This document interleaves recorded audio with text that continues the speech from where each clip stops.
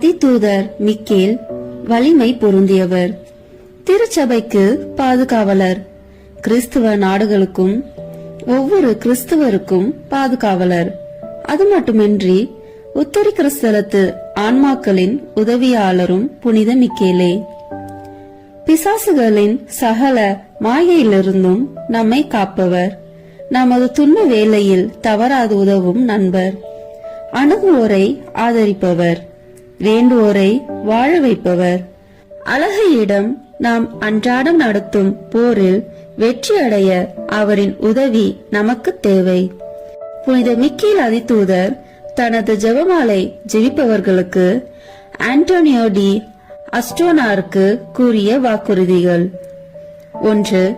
அவரை கௌரவிக்கும் விதமாக இந்த பக்தியை யார் கடைபிடிக்கிறார்களோ அவர்கள் புனித மேஜையை நெருங்கும் போது 9 பாடகர் குழுவிலிருந்து தேர்ந்தெடுக்கப்பட்ட 9 தேவதூதர்களை கொண்டிருப்பார்கள்.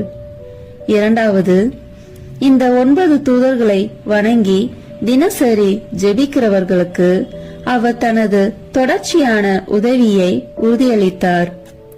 3. அனைத்து புனித தேவதூதர்களும் இந்த ஜெபத்தை ஜெபிக்கிறவர்களது வாழ்நாள் முழுவதும் மரணத்திற்கு பிறகும் அவர்களையும் அவர்களின் அனைத்து உறவுகளையும் உத்தரிக்கிற ஸ்தலத்திலிருந்து விடுதலை பெறுவார்கள். எனவே அவர் மீது பக்தி கொண்டு அவரை வேண்டுவது சிறந்த பக்தி முயற்சியாகும். வாருங்கள், இணைந்து நமக்காகவும் நம் மறைக்காகவும் அவரை வேண்டுவோம். தந்தை, மகன், தூய ஆவியின் பெயராலே ஆமென்.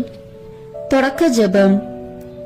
என்றும் வாழும் எல்லாம் வல்ல இறைவா, தூய மிக்கேல் அதிதூதருடைய நவனா ஜெபத்தை ஏறெடுக்க உமது திருமுன் வந்திருக்கிறேன்.